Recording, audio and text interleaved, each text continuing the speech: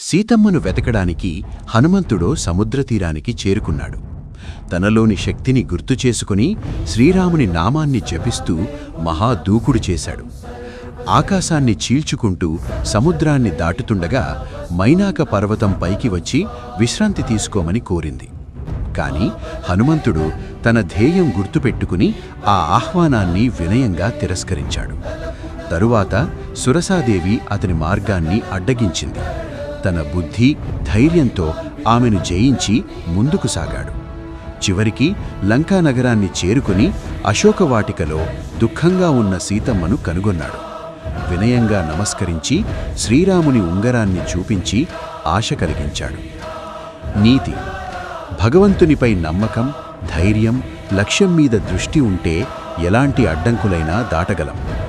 దేవుడిపై నమ్మకం ఉంటే like, share, subscribe చేయండి.